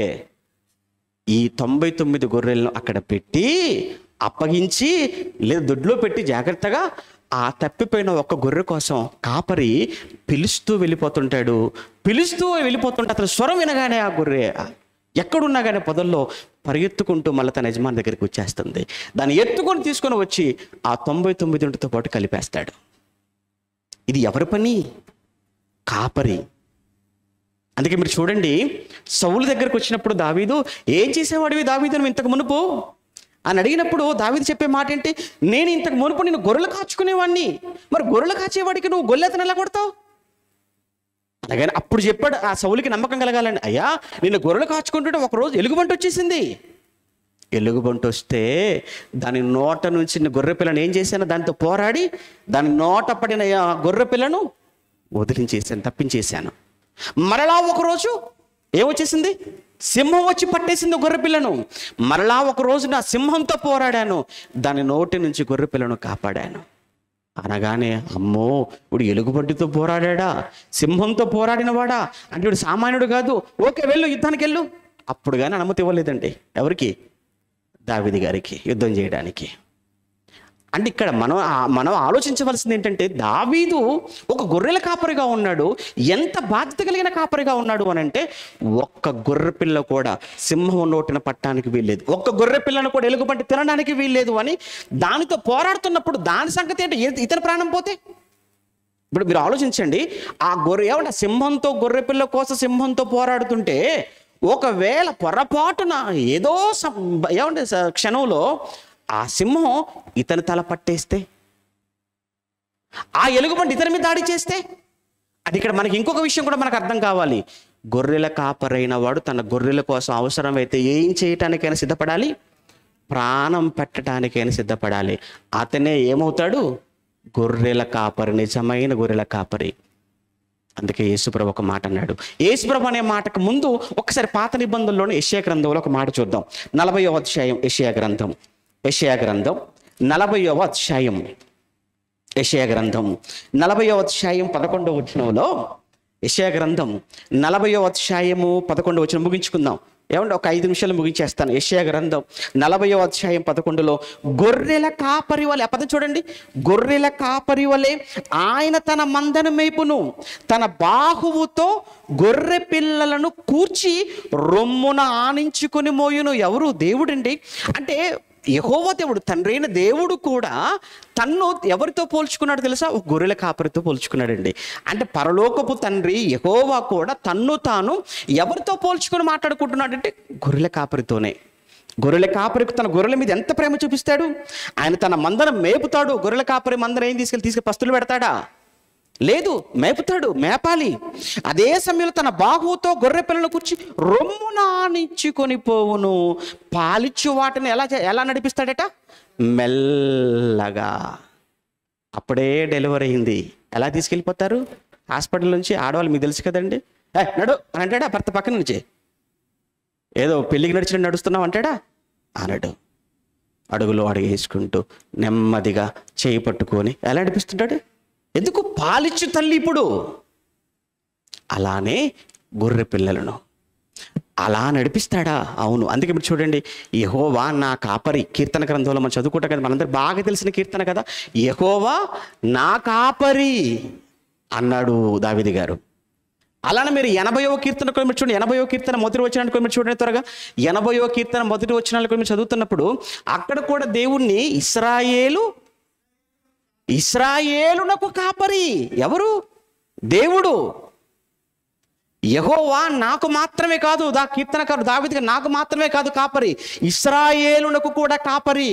అందుకే ఇశ్రాయేలును కూడా కాపరి గనుకనే ఒక కాపరి తన గొర్రెల మందలను కాపాడుకునే విషయంలో ఎలా అయితే తన ప్రాణం పెట్టడానికి కూడా వెనుకాడడో, తండ్రి అయిన దేవుడు కూడా ఇశ్రాయేలును కాపాడే విషయంలో ఆయన కునుకడు, నిద్రపోడు. అది ఒక కాపరికున్న లక్షణం. సేమ్ ఇప్పుడు ఇవే లక్షణం యేసుప్రభులో ఉంది. అందుకు యేసుప్రభుని కాపరి అన్నాడు. అందుకే యేసుప్రభుల వారు కూడా ఏమన్నారు, ఒక్కసారి తన గురించి చూద్దాం. ముగింపులోకి వెళ్తున్నాం. యోహాను సువార్త 10వ అధ్యాయం, యోహాను సువార్త 10వ అధ్యాయం 11వ వచనం, నేను గొర్రెలకు మంచి కాపరిని. ఆ పదం చూడండి, కాపరే కాదండి, అందరూ కాపరిలే, కానీ నేను అందరి కాపరి లాంటి కాపరిని కాదు. అందరి కాపరి ఎలా ఉంటారంటే సింహం రాగానే పారిపోతారు, అంటే గొర్రెలు ఏమైపోయినా పర్వాలేదు. అందరి కాపర్లు ఏం చేస్తుంటారంటే ఎలుగుబంటి రాగానే వదిలేసి వెళ్ళిపోతారు, ఏమంటే తొలిలు రాగానే వదిలేసి వెళ్ళిపోతారు. ఎందుకు అంటే ఆ గొర్రెల కంటే నా ప్రాణం ముఖ్యం అనుకొని పారిపోయేవాడు ఆడేం కాపరండి, ఆడెలా కాపరవుతాడు, లేదు. అందుకే చెప్తున్నాను, నేను గొర్రెలకు మంచి కాపరిని. మంచి కాపరి గొర్రెల కొరకు తన ప్రాణము పెట్టును. అదే జీతగాడు అనుకోండి, జీతగాడు గొర్రెల కాపరి కాడు గనుక గొర్రెలు తనవి కానందున తోడేలు వచ్చి చూచి గొర్రెలు విడిచిపెట్టి పారిపోతాడు. ఇద్దరు పిల్లలు అప్పచెప్పారు అనుకోండి, మీకు ఇద్దరు పిల్లలు, ఒకరు మీ పిల్లలు, మరొకరు పరాయి పిల్లలు అనుకోండి. మీరు కూర్చున్న చోట ప్రమాదం అని చెప్పగానే ముందు ఏ పిల్లలు తీసుకెళ్ళిపోతారు? ముందు మీరు మీ పిల్లలు సంకన ఎత్తుకుని పరుగు పరుగు. మరి ఆడి సంగతి నాకేంటండి, ముందు నా కొడుకండి. ఎందుకంటే కొడుకు కాదు కనుక, నువ్వు కనలేదు కనుక. కానీ కాపరు అలా కాదు, దేవుడు అలాంటి వాడు కాదు, యేసు ప్రభుల వారు. అలానే ఈరోజు కాపరులుగా, సేవకులుగా మనం కూడా అలానే ఉండాలి. నిజమండి, మనందరికి కాపరి ఆయన. మనం కాపరులు అని అనుకుంటే కాసేపు అందరికీ ఆయన ప్రధాన కాపరి యేసు ప్రభు. మన కాపరులందరికీ మాదిరి యేసు ప్రభుల వారు. ఆయన ప్రధాన కాపరి అన్నమాట, చీఫ్ అన్నమాట. ఆయన ప్రైమ్ మినిస్టర్ అంటాం కదా, పిఎం. చీఫ్ అంటాం కదా, అందరు మినిస్టర్లు ఈయన చీఫ్ మినిస్టర్, అందరు మినిస్టర్లు ఈయన ప్రైమ్ మినిస్టర్. మనం కాపరులు అని మనం కాసేపు అనుకుంటే మనందరికీ పెద్దవాడు యేసు ప్రభు. ఆయనే మనకు మాదిరి. ఆయన ఏం చేశాడు తెలుసా? ఆయన గొర్రెల కోసం ప్రాణం పెట్టాడు. నిజంగా దేవుడు మనకు అప్పగించిన వాళ్ళు ఉన్నారు చూసారా, కాపరులుగా, సేవకులుగా మనకు అప్పగించిన వాళ్ళు. మనకు అప్పగించిన వాళ్ళను కూడా అలానే చూడాలి. జీతగాడు అనుకోండి ఎలా పనిచేస్తుందో తెలుసా అండి. అప్పుడప్పుడు మరి బాధపడకండి, గవర్నమెంట్ ఉద్యోగస్తుల గురించి కొంతమంది చెప్తుంటారంటే, ముఖ్యంగా టీచర్ల గురించి, లెక్చరర్స్ గురించి చెప్తున్నప్పుడు, ఏమండి నీకు ఏముందంటే నేను అలా వెళ్ళిపోతే చాలు, నా జీతం నాకు పడిపోతాను అంతే. ఏమంటే పిల్లలు బడికి వస్తే ఏంటి, బడికి రాకపోతే ఏంటి, వాళ్ళు వింటే ఏంటి, వినకపోతే ఏంటి, వాళ్ళు పాస్ అయితే ఏంటి, ఫెయిల్ అయితే ఏంటి, నా జీతం నాకు మాత్రం నెల కాగానే అకౌంట్లో పడిపోతుందండి. జీతగాడు ప్రభుత్వానికి. అదే ఒకవేళ అదే టీచర్ తనే స్కూల్ పెట్టుకున్నాడు అనుకోండి, అలా ఉంటాడా? అమ్మో, రాలేదన కానీ ఫోన్ వెళ్ళిపోద్దండి అంటేనే. మీకు తెలుసు కదండి, ప్రైవేట్ స్కూల్ నడిపించేవాళ్ళు పిల్లలు ఏమంటే తీయండి, బయటికి తీయండి, ఎవరో రాలేదు పిల్లలు అంటే వాళ్ళకి ఫోన్ చేయండి. అదే మరి గవర్నమెంట్ టీచర్ ఎందుకు ఫోన్ చేయడు? ఆయనకి ఏం పని ఉంది? అవసరం లేదు, నాకంటే జీతం పడిపోద్దండి. అంతేనండి. సేమ్ ఈరోజు సేవకులు కూడా అలా అయిపోయారా? అలా అయిపోయారు. ఎక్కడ ఉంటే తెలుసు, ఎక్కువ సంస్థలలో పనిచేసే వాళ్ళు చూడండి, వాళ్ళకు కూడా శాలరీ బేస్ కదండి. నెలకు 10,000, నెలకి 20,000 అలా. కానీ తమ సొంత కష్టపడి కట్టుకున్న సంఘాలను సేవకులు చూడండి ఎలా ఉంటారో. ప్రాణం పెడతారండి సంఘం కోసం. ఎవరు రాకపోయినా కానీ, ఎవరు రాకపోయినా, ఎవరు కనబడకపోయినా, అమ్మో ఎందుకు రాలేదో, ఏమైపోయిందో, ఏం జరిగి ఉంటుందో. ఏమండి ఆ ప్రసంగం చెబుతున్నంతసేపు రాని వాళ్ళ మీద తిరుగుతుంటుంది మనసంతా. అయిపోయిందా వెంటనే కనుక్కోండి వాళ్ళు ఎందుకు రాలేదు. పార్కులు తిరుగుతుంది ఆ గొర్రె పెళ్ళికి వెళ్ళింది. ఏమండి ఆ గొర్రెలు తీసుకొచ్చి ఏం చేయాలి? వెంటనే వధించకూడదు, బలివ్వకూడదు. మీరేమో ఉద్యోగాలు అనుకొని, వ్యాపారాలు అనుకుంటూ, పెళ్ళిళ్ళు అనుకుంటూ, విందులు అనుకుంటూ షికార్లు కొట్టండి. ఇక్కడ కాపరం చచ్చిపోతుంటాడు మీరు వచ్చేంతవరకు. ఎంత ప్రాణం తోడేస్తుంటారండి నిజంగా విశ్వాసులైన వాళ్ళు. మీరు కనబడితే చాలు, మీరు ఏం ఇవ్వకపోయినా పర్వాలేదు, అలా కళ్ళ ముందు ఉంటే చాలండి, క్షేమంగా ఉండాలనుకుంటే. రాకపోతే, పిల్లలు కనబడకపోతే కంగారైపోతాం తల్లిదండ్రులుగా. సాయంత్రం 5 అయిందండి, రావాలండి స్కూల్ నుంచి, రాలేదండి, మీరు ఏం టెన్షన్ ఉండదా తల్లిదండ్రులకు? వస్తానులే అనుకుంటారా? మరి ఆదివారం పూట రావాలి కదా ఆరాధనకు, మీరు రాకపోతే, కనబడకపోతే ఏం ఉండదు అనుకుంటున్నారా? కాపరులకు ఎంత టెన్షన్ పడుతుంటారు అంటే, నిజమైన కాపరి కోసం, మంచి కాపరి కోసం. యేసు ప్రభుల వారు కూడా కాపరి. అందుకే చూడండి, గొర్రెలు చెదిరిపోయినా ఆయన మాత్రం నిలబడ్డాడు. చూసారా, గొర్రెలు చెదిరిపోయేమో భయపడిపోయి, కానీ ఆయన నిలబడిపోయాడు. నిలబడిపోవటమే కాదు, నన్ను తీసుకెళ్ళిపోండి ఎవరు అన్నప్పుడు, ఇదిగో వాళ్ళని వదిలేసి నేనే. యేసుప్రభు అదే మాట అన్నాడు కదండి, ఎవరు యేసు ఎవరన్నా కానీ వాళ్ళని వదిలేయి, నేనే ఆ యేసును, మీరు వెతుకుతున్న యేసును నేనే, నన్ను తీసుకెళ్ళిపోండి అంటే. గొర్రెలను కాపాడుకోవటానికి ఒక కాపరిగా ఆయన ముందుకు వెళ్ళి తన ప్రాణం పెట్టాడు యేసుప్రభు. అందుకు ఆయన్ను కాపరి. ముగించుకుందాం. పేతురు రాసిన మొదటి పత్రిక, మీకు అర్థమైపోయింది. పేతురు గారు రాసిన మొదటి పత్రిక 5వ అధ్యాయం 4వ వచనం. ప్రధాన కాపరికి ముందు ఇంకొక మాట అంటాడు, ఆత్మల కాపరి అని. 2వ అధ్యాయం పేతురు గారు రాసిన మొదటి పత్రిక 2వ అధ్యాయం 25వ వచనం. పేతురు రాసిన మొదటి పత్రిక 2:25లో, మీరు గొర్రెల వలె దారి తప్పిపోతిరి కనుక ఇప్పుడు మీ ఆత్మల కాపరియు అధ్యక్షుడునైనా ఆయన వైపునకు మళ్ళీ ఉన్నారు అన్నట్టు. చూడండి, ఆత్మల కాపరి ఎవరు? యేసుప్రభుల వారు 5వ అధ్యాయం ఇప్పుడు చదవండి. 5వ అధ్యాయం 4వ వచనంలో ప్రధాన కాపరి ప్రత్యక్షమైనప్పుడు మీరు వాడబారని మహిమా కిరీటము పొందుదురు అన్నాడు. చూడండి, ప్రధాన కాపరి అన్నాడు. ఇక్కడ పౌలు గారైతే ప్రధాన కాపరి అని కాదు కానీ గొప్ప కాపరి అన్న పదాన్ని ఉపయోగించాడు. హెబ్రీ పత్రిక చివరి మాట, హెబ్రీ పత్రిక 13వ అధ్యాయం, హెబ్రీ పత్రిక 13వ అధ్యాయం 20వ వచనంలో గొర్రెల గొప్ప కాపరి అయిన యేసు అను మన ప్రభువు నిత్యమైన నిబంధన సంబంధమగు రక్తమును బట్టి మృతుల్లో నుండి లేపిన సమాధానకర్తయగు దేవుడు యేసుక్రీస్తు వారి ద్వారా గొర్రెల గొప్ప కాపరి అయిన యేసు అన్నాడు. చూడండి, ఎందుకు యేసును గొర్రెల కాపరిగా పోల్చాడు అని అంటే, ఒక గొర్రెల కాపరి ఎలానైతే తన మందను మేపుతాడో, ఎలానైతే ప్రేమిస్తాడో, ఎలానైతే వాటిని హక్కును చేర్చుకుంటాడో, ఎలానైతే పోరాడతాడో, అవసరమైతే ప్రాణం పెడతాడో, ఇవన్నీ కూడా చేసింది ఎవరు? యేసు ప్రభు. ఒక గొర్రె పిల్లగా ఎలా అయితే గొర్రె పిల్లలో ఉన్న లక్షణాలన్నీ యేసు ప్రభులో మనకు ఎలా కనబడ్డాయో, అదే సమయంలో ఒక కాపరిలో ఉన్న లక్షణాలన్నీ కూడా ఎవరిలో కనబడుతున్నాయి? యేసు ప్రభులో కనబడుతున్నాయి. అందుకు యేసు ప్రభుల వారు గొర్రెపిల్ల అంటే గొర్రెపిల్ల స్వభావమే, కాపరి అంటే కాపరి స్వభావమే. అందుకే యేసు ప్రభు గొర్రెపిల్లనా? గొర్రెపిల్లనే. కాపరా? కాపరే. మరి నీకెందుకు బాధ అనిపించిందో నాకు అర్థం కావట్లే. గొర్రెల కాపరి అనేటప్పటికీ అంటే గొర్రెనగా నీకు ఏమర్థమైపోయిందని అంటే బుద్ధిహీనమైనది. ఏమంటే చూడండి, మా క్రైస్తవులను ఎంత హేళనగా వెటకారంగా కమ్మగట్టి మాట్లాడుతున్నా తెలుసు కదండి. గొర్రె బిడ్డలు రా అంటుంటారు కదా. అంటే గొర్రె అంటే వాళ్ళ దృష్టిలో ఏంటంటే తెలివి లేనిది, జ్ఞానం లేనిది. అదేనా మీ ఉద్దేశం? కాదు. యూదులు అడిగా మనకు లాగ కూడా కొడతారు. మరి మమ్మల్ని మించిన జ్ఞానులు ఎవర్రా ప్రపంచంలో? ఈరోజు ప్రపంచంలో టాప్ మోస్ట్ సైంటిస్టులు కనిపెట్టిన అన్ని కూడా చూడు, మమ్మల్ని మించిన వాళ్ళు ఎవరు? ఇజ్రాయిట్స్ అండి. మీకు తెలియదే ఉంది. మరి గొర్రెలు అనగానే ఎందుకురా అంత చీప్గా మాట్లాడుతున్నారు? గొర్రె అంటే ఎంతవరకు తీసుకోవాలో తెలుసా? గొర్రెలో ఉన్న సాత్వికం, గొర్రెలో ఉన్న వినయం, ఆ విధేయత అన్నది చూసారా, అది గొర్రె అంటే. కనుక గొర్రె అనగానే వినయానికి, విధేయతకు, సాత్వికనకు గుర్తు, లోబడటానికి గుర్తు, బలికి గుర్తు, ప్రేమకు గుర్తు. అంతే తప్ప అజ్ఞానం కాదు, జ్ఞానం లేనిదని కాదు. ఇక కాపరి, ప్రధాన కాపరి. అవును, యేసు ప్రభుల వారు ఆయన కాపరిగా ఆ గొర్రెల కొరకు పోరాడాడు, ప్రాణం పెట్టాడు. మహానుభావుడు గొర్రెల క్షేమం కోసం. అలానే క్రైస్తవులు మనం కూడా యేసు ప్రభు లాంటి కాపరులుగా, సేవకులుగా మనం కూడా క్రైస్తవ్యం కోసం, క్రీస్తు కోసం, ఆశయాల కోసం, బైబిల్ కోసం ఎంతవరకైనా వెళ్ళే వాళ్ళం. ప్రాణాలు కాపాడుకోవడానికి క్రైస్తవ్యంలోకి రాలేదు, ప్రాణాలు ఇవ్వడానికి, ప్రాణాలు పెట్టడానికి ఎక్కడికి వచ్చాం? క్రైస్తవ్యంలోకి వచ్చాం. ప్రాణాలను కాపాడుకోవటానికి క్రైస్తవ్యం కాదు, ప్రాణాలు కాపాడుకోవటానికి బయట ఉంటే చాలు గుంపులో. ఇక్కడికి వచ్చామంటేనే ప్రాణాలు ఇవ్వడానికి వచ్చాం మనం. కనుక ఒక్కసారి ఆలోచించండి. మరి అలా అంత మాట్లాడుతున్నారే, గొర్రెల కాపరిని హేళనగా మాట్లాడుతున్నారు. ఇటు పశువుల కాపరి కంటే తీసిపోయాడా నా ప్రభు? ఏమండి, ఆ గో కాపరి కంటే కూడా తీసిపోయాడండి యేసు ప్రభు?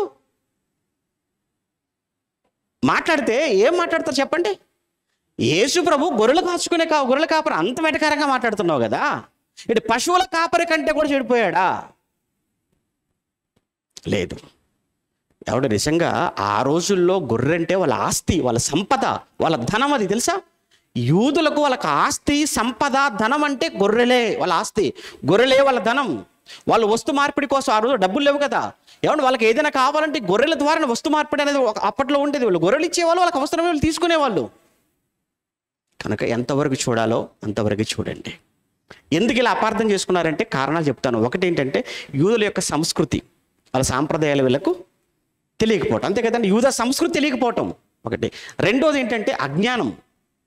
ఏంటి అజ్ఞానం అంటే నాకు తెలిసిందే జ్ఞానం అని, నాకే అంతా తెలుసని ఎదుటి వాళ్ళని క్రిటిసైజ్ చేసి, ఏమంటే ఎదుటి వాళ్ళని బాధ పెట్టి వాళ్ళ దానికంటే నాదే గొప్పది అనేటువంటి ఒక రకమైనటువంటి ఫీలింగ్లను ఉండిపోయి చూసావా, అందువల్ల ఇది నీ గొప్ప కనబడుతుంది, ఎదుటి వాళ్ళు తక్కువ కనబడుతుంది. ఇక మూడోది ఏంటంటే నీ మహాజ్ఞానం నువ్వు అనుకోవటం వద్దు.